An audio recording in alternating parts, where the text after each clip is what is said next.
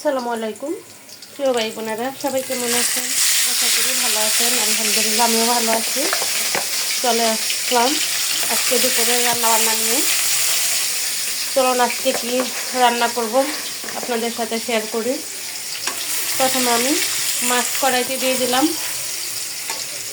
আর এখানে বসাই দিলাম হাঁড়ি।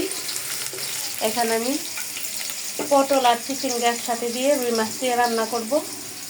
আর এখানে অল্প করে পুঁই শাকের ডাঁটা নিলাম, আমি রুই মাছের মাথা দিয়ে রান্না করব। এবার তরকারিটা বসাই দিই। প্রথমে দিয়ে দিলাম বাটা মশলা, এখন দিয়ে দিচ্ছি হলুদের গুঁড়া, দিয়ে দিলাম মরিচের গুঁড়া। যেহেতু এটা সবুজ সবজি আমি মরিচ কমই দিব। পরিমাণ মতো দিয়ে দিচ্ছি লবণ। এখন মশলাটা কষায় আমি সবজিটা দিয়ে দিব। মশলাটা কিন্তু কষানো হয়ে গেছে, এখন আমি সবজি দিয়ে দিব। আমি কিন্তু সবজি দিয়ে দিলাম। সবজিটা একটু কষায় তারপর আমি পরিমাণ মতো পানি দিয়ে দিব। আর এদিকে মাছ ভাজা হয়ে যাচ্ছে। আর মাছটা ভাজা হয়ে গেছে, আমি এখন দিয়ে দিচ্ছি।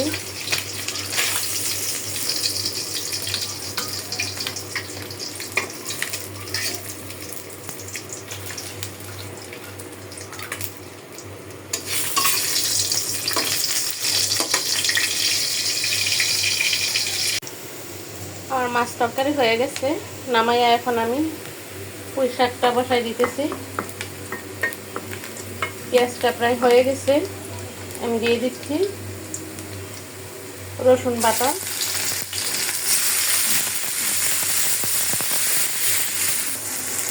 হলুদের গুঁড়া,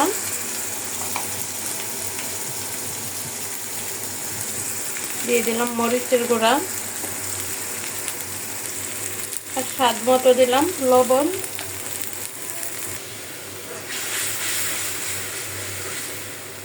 এখন আমি মাছের মাথাটা দিয়ে দিলাম, একসাথে কষায় তারপর আমি পুঁই শাক দিয়ে দিব।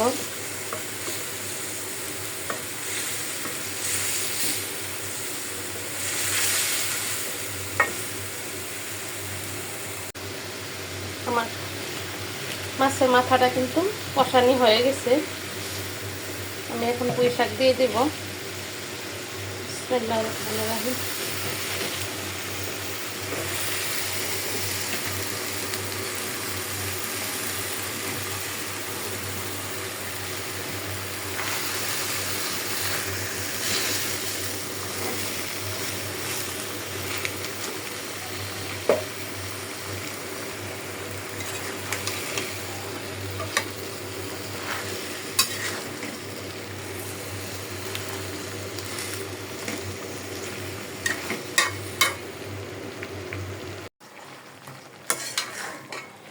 রুই মাছের মাথা দিয়ে পুঁই শাকের তরকারি হয়ে গেছে, আমি এখন নামিয়ে ফেলবো।